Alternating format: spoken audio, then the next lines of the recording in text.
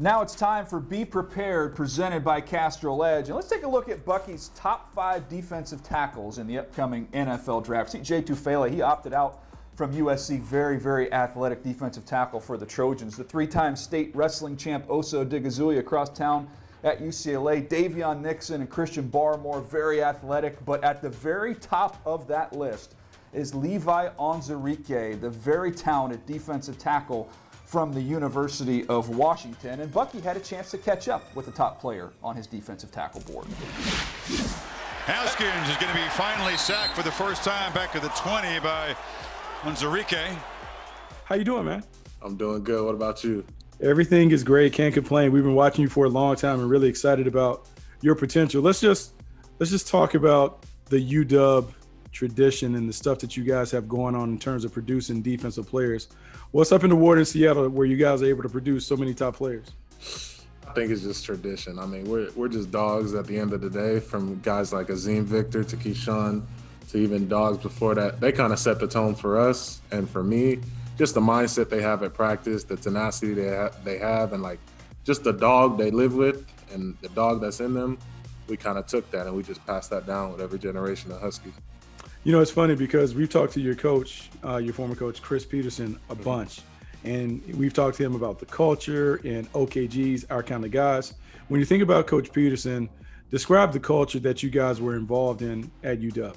Oh, we had a great culture there. I mean, on one side, it was all football. It was guys wanting to be dogs, get better at football. But, you know, there was another aspect of it. We called it Built for Life, you know, learning how to be better men, learning how to be great husbands, learning how to be men who take care of their kids, men who do their moral responsibilities and do right in the world. So there was 2 parts. So it was football, and then Coach Pete emphasized being great after football, having a plan for life after football.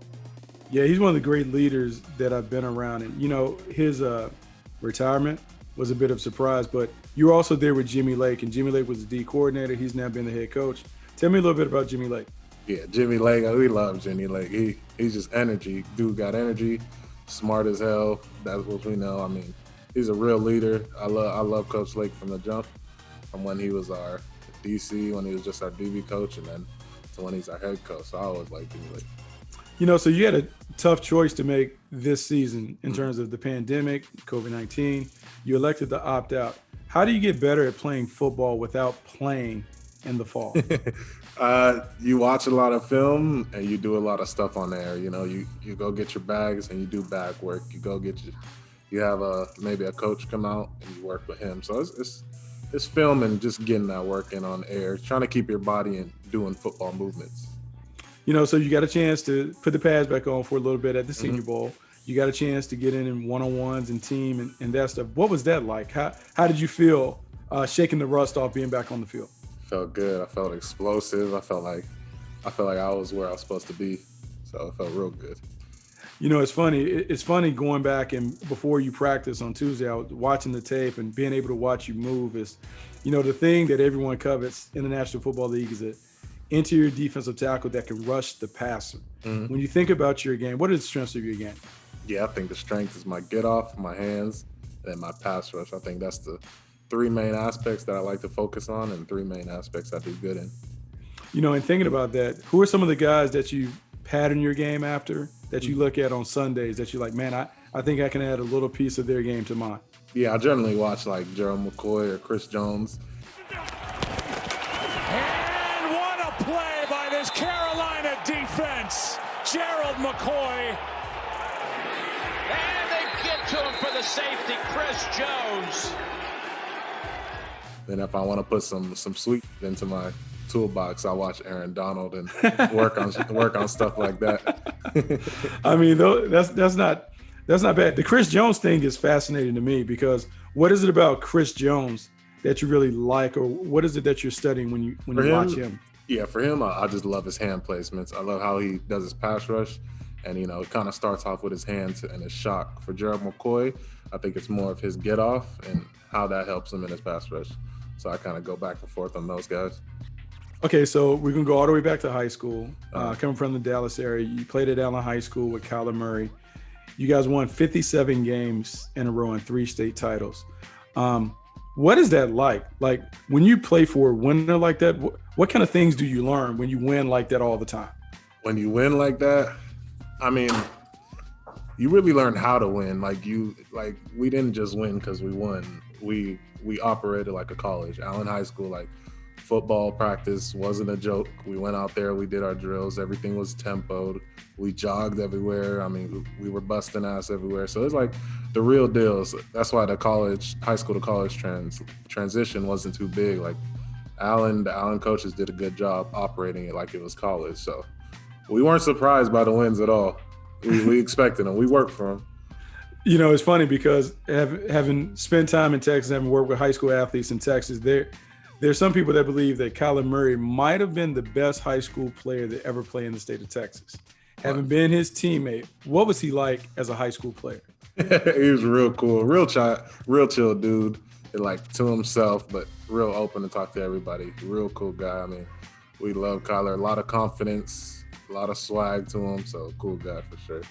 Well, I can't imagine because I see him on NFL games on Sunday running around and he's running past everybody. So in like a high school game, what does that look like? What is the speed like on the high school level?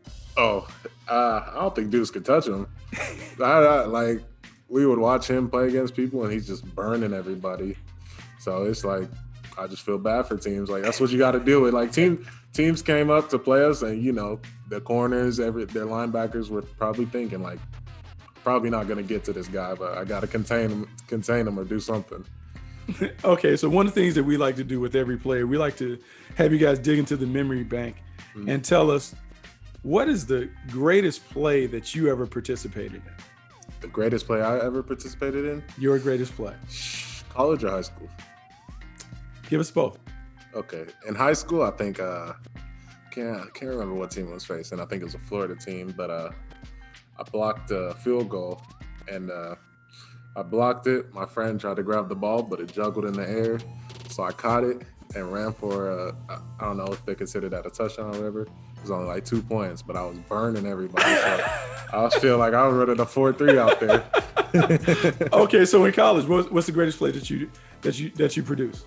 I think it was, I can't remember what year it was, maybe 2018, but it was versus Washington State, and it was a snowy game. I remember I defeated, I think I went to the right. I blew past the guard and the tackle. It was like, I literally like split him in half, and I hit the quarterback. I think it was Gardner Minshew. I hit him. He threw the ball. It was wobbly. BBK, Ben McCurvin, who's on the Seahawks, picked it off, so that felt good. And it just felt good to do it in the snow. I just want to lay there, play some snow angels or something. That's crazy. So the scouting process is all different now. COVID, the pandemic has eliminated the combine, so all you have is your pro day and those things. So how do you get ready to show scouts that, hey man, you're the top interior defender in the class? I'm at Exos in San Diego, so just preparing for when I'm on the pro day. I got to just be on point. Got to be fast. Got to be quick and all that. So just preparation is what it is. We certainly will be all eyes on you because you're one of the sir. top guys that we've seen. So best of luck to you going forward. Yes, sir. I appreciate you, man. That's an impressive guy there, Buck. I mean, he's a fun player to watch on tape. I wish we would have seen him throughout that Senior Bowl. Unfortunately, got nicked up early in the week. But again, a very talented player. Probably comes off the board late 1, early 2. Yeah, it comes off the board really, really early because he's talented. We saw at the Senior Bowl, we got glimpses of his ability to penetrate quickly off the line of scrimmage. Outstanding athlete, very good with his hand skills. I think he has an opportunity to be a great pro.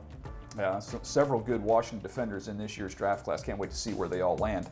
Well, that was Be Prepared, presented by Castrol Edge.